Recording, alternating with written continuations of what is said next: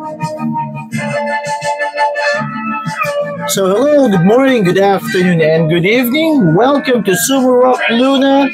And for today's video, we will be reviewing this awesome Transformer action figure from Kids Logic, guys. So big shout out to Uno Toys and Hobbies. Alwin, thank you so much for this magnificent figure. So here we go, guys. Let's check out this miniature action figure, okay? So ito, guys, yung box nila.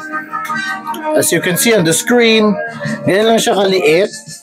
So roughly, the figure is around 4 to 5 inches tall. Ayan, napakaganda ng box, guys. Generation 1 ang makikita ninyong Transformer. Ayan, meron tayong Soundwave. Then, sa isang box, guys, actually, you will get I think 4 or 5. Ayan, kung ano yung nakikita nyo. 5 mini action figures of Transformers. So, ang Kids Logic talaga is, ang main target talaga nila when they started, just to give you an FYI or information, is more on the kids na age 11 pababa. 11 up to 6 years old. So, kaya may mga gantong figures sila. So, ayan siya, guys. So, meron din tayong Wheeljack. Ayan, si Wheeljack natin. Napaka-simple lang, guys. All authentic from Kids Logic at bihira ka makakita nito sa market. Usually yung iba pre-order or pasabay from the United States. Okay? So, ayan siya, guys. Kung nakikita ninyo. And ang magandang ginawa ng Kids Logic dito, guys, is their eyes are LED light up function. But hindi ko pa kasi napapalitan yung battery nito, guys. Hindi siya magpa-function ngayon sa video na to, okay? So ayan siya, guys. Si Soundwave.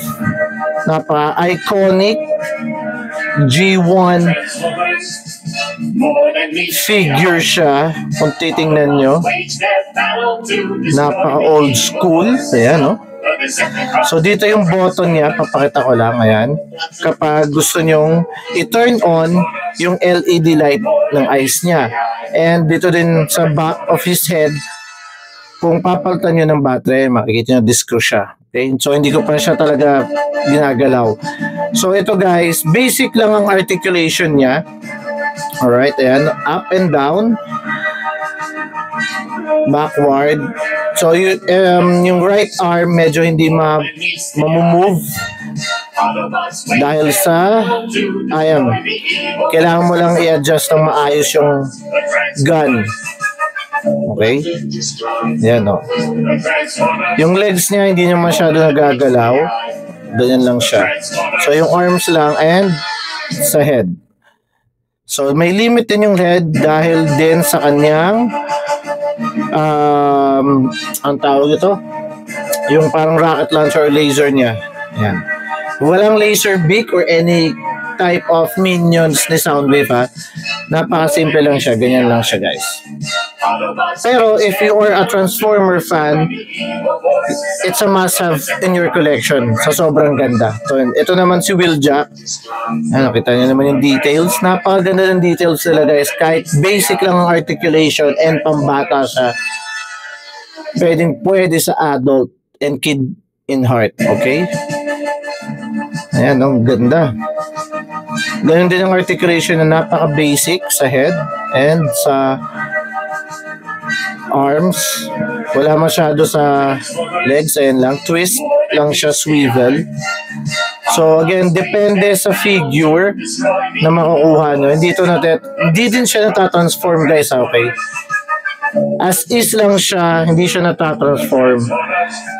Talagang for display or simple play around lang siya for kids. So, ayan. So, yun lang yung quick review natin for this Kids Logic Transformers Generation 1 na Soundwave and Wheeljack. Okay, so sa isang box naman, sa group ni Wheeljack, ang makukuha mo naman, ayan, papakita ko lang din, sila Megatron, Ironhide, Jazz, tsaka Smokescreen. Okay, so sana makahanap tayo ng Megatron and Bumblebee. So again, check out yung page ni Uno Toys and Hobbies. Ayan guys, check out yung Facebook page niya. Ang daming Marvel, McFarlane, and as well Transformers and even anime action figures up to grabs in affordable price, guys. Okay, so again, this is Sumrock Luna. Thank you for watching, and please do follow my page at Facebook, TikTok, Instagram, and even on YouTube for more unboxing and toy review. So again, Sumrock Luna out. Happy weekend sa inyo guys. Enjoy and collect responsibly. Sumrock Luna out. Peace out. Bye.